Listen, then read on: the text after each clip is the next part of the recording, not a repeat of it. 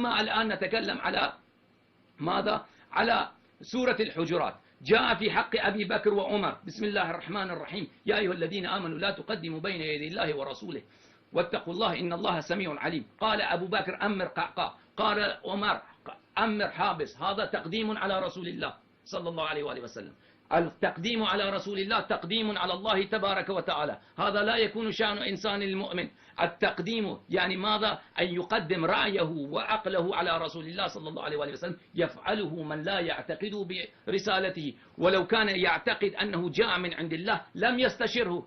الرسول صلى الله عليه وسلم لم يطلب مشورة من أبي بكر ولا عمر في هذه القضية، فلماذا تماريا ورفع أصواتهما؟ ورفع الصوت صريح القرآن الكريم. بل بسم الله الرحمن الرحيم: يا أيها الذين آمنوا لا ترفعوا أصواتكم فوق صوت النبي ولا تجهروا له بالقول كجهر بعضكم لبعض أن تحبط أعمالكم وأنتم لا تشعرون. فالرجلان حبط أعمالهما، ومن يحبط عمله فالصريح إنهما في النار. إنك يقول من باب التحذير، نعم من باب التحذير. وإنهما فعل ذلك فحبطت أعمالهما.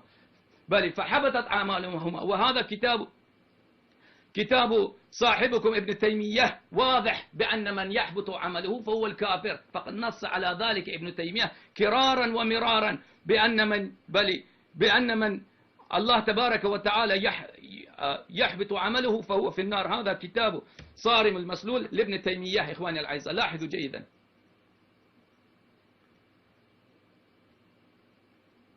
ابن تيمية لاحظوا ماذا يقول هذا: رفع الصوت فوق النبي صلى الله عليه وآله وسلم يخشى على صاحبه الكفر، فإن أبا بكر وعمر رفع أصواتهما فوق صوت النبي صلى الله عليه وآله وسلم فيخشى عليهما الكفر، فيحبط عملهما. ومن يحبط عملهما كيف يكون من يخشى عليه الكفر؟ بل كفره ثابت. من يخشى عليه الكفر باعتراف ابن تيمية، ولكن كفره ثابت بحبط عمله ودخوله النار.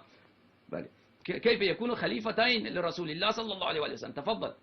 ثم ما ذكرت في سورة الحجرات هذا من جهلكم باللغة. قال الله: أن تحبط أعمالكم وأنتم لا تشعرون. فإن سألت طويلب علم صغير يقول الأمر على الزجر والتخويف بهذا الأمر لا الفعل. وفعلا عندنا في كتبنا من فعل ذلك عامدا حبط عمله، لكن القضية كانت زجرا للمنافقين وليس لسيدي شباب سيدي كهول أهل الجنة. فإن عندنا حديث في الترمذي رواه علي، وفي كتبكم علي قال في أبي بكر وعمر سيدا كهول أهل الجنة.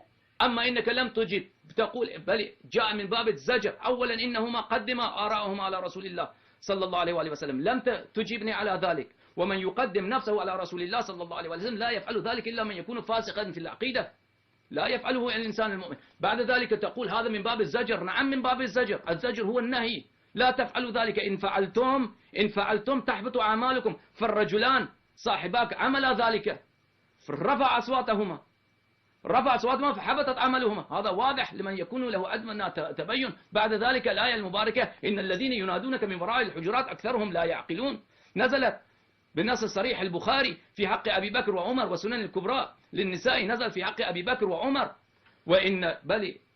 إن الذين ينادونك من وراء الحجرات أكثرهم لا يعقلون. إن شر الدواب الصم البكم الذين لا يعقلون. فإن الذين لا يعقلون أسقط وأسفل عند الله تبارك وتعالى من كل بهيمة ومن كل دابة من كل حيوان. إن اجتناب الشيخ لم يجب على استدلال على تقديم رأيه. إخواني الأعزاء، لو كان الخروج عن الموضوع مباحا فهذا جميع أمر البشر لا يكفي. إني طرحت عليه تقدم آراءهما على رسول الله صلى الله عليه وسلم، ولا يفعل ذلك إلا من يكون فاسقا في العقيدة. لم يجب على ذلك. حبطت عملهما ولا يحبط إلا عمل الكافر. لم يجب على ذلك. رفع صوته، فكيف لماذا لا يحبط عمله؟ والقرآن يقول من يرفع صوته يحبط عمله. لماذا لم يحبط عمل أبي بكر وعمر؟ لم يجب على ذلك. بعد ذلك إني طرحت عليه: إن الذين ينادونك من وراء الحجرات أكثرهم لا يعقلون. إن الله جعل أبا بكر وعمر أسقط من كل بهيمة. لم يجب على ذلك. عن ذلك الآيات كيف لا يشمل؟ ونزل في حق أبي بكر وعمر. رد عليك في باب حبوط العمل الذي تدعيه إن الآية للتخويف والزجر وعندنا لم تنزل في أبي بكر وعمر. هذا من كذبكم وتدليسكم. إنما نزلت في ثابت بن قيس، وثابت بن قيس جلس في بيته وقال حبط عملي، فأرسل إليه النبي صلى الله عليه وسلم بما يفيد أن الآية تفيد الزجر والتخويف. قال بل أنت من أهل الجنة، لما قال ثابت أنا كصوت عال على رسول الله. فبهذا الخبر لما قال له النبي صلى الله عليه وسلم أنت من أهل الجنة، علم أن الآية معناها التخويف والزجر أن تفعلوا، وهذا فيما يستقبل، ولم يحدث هذا من أبي بكر وعمر فيما يستقبل. ولأنكم فرس لا علم لكم بالمعاني المجازية اللغوية للألفاظ، تحملون كل لفظ على ظاهره، فإن أتى لفظ صريح أولتموه حسب تقيتكم لتخرج النصوص عن معانيها الواضحة. إنه يقول إن الآية إخواني الأعزاء سمعتم قال إن سورة الحجرات هذه الآيات لا ترفعوا أصواتكم لم تنزل في حق أبي بكر وعمر. هذا كتاب البخاري إخواني الأعزاء، لاحظوا جيدا البخاري كتاب التفسير بل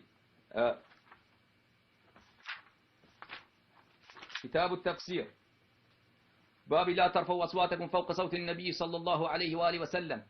بل هذا ابن أبي مليكة كاد الخيران أن يهلك أبي بكر وعمر رفع أصواتهما بل فأنزل الله يا أيها الذين آمنوا لا ترفعوا أصواتكم. هذا كذب صريح، إنك لا تخاف الله ولا تستحيه. هذا جاء في أصح كتبكم، تقولون أخو القرآن الكريم، تقول لا لم تنزل في حق أبي بكر وعمر، نزل في حقه، ويرويه بعدة أسانيد 5 مرات يروي في مقامات آخر إن البخاري، وأنت تقول إنه لم تنزل في حق أبي بكر وعمر. ثالث ما تدعيه علي كذبا من صحيح البخاري أن النص في أبي بكر وعمر اختلف أمام النبي، فإن النص يقول اختلف وعلت أصواتهما، وهذا سبب ورود النص لا نزوله. سبب ورود النص وسبب النزول خلاف بين أمرين لا علم لكما بالأصول، لا تعرفان عنها شيئا، لا تعرفون عن الأصول شيئا. أنا أقول لك إن النص عندنا في أن الذي خاف واعتزل في بيته هو ثابت بن قيس، وأخبره النبي أنه من أهل الجنة. إذا علو الصوت فيما مضى مغفور، لأن الآية وردت مورد التحذير والتخويف. هذا معناه البلاغي يا جهلاء بالبلاغة، ولا علم لكم بالبلاغة لا من قريب ولا من بعيد. فإن الآية أن تحبط أعمالكم معناها تخويف لكم من رفع الصوت حتى لا تحبط أعمالكم. وأما قولك إنها بعد ذلك يقول إنه بسبب سبب النزول آية بل وسبب صدور الرواية شيئان مختلفان. هذا كتاب صحيح البخاري إخواني الأعزاء. الرجل يكذب مرة بعد مرة ولا يستحي من الله ولا من رسوله صلى الله عليه وآله وسلم. كتاب البخاري باب لا ترفعوا أصواتكم بل رفع أصواتهما حين قدم عليه ركب بني تميم، فأشار أحدهما بالأقرب الفلاني وأشار آخر بالرجل الآخر لا أحفظ اسمه. قال أبو بكر لعمر ما أردت إلا خلافي، قال ما أردت خلافك. فارتفعت أصواتهما فأنزل الله. هذا صريح بأن سبب النزول هو رفع صوت لأبي بكر وعمر. لماذا لا تكذب على الناس يا شيخ؟ لا تستحي من الله؟ لعنة الله على الكاذبين. لماذا؟ هذا أبو بكر وعمر بسببهما تدخل النار.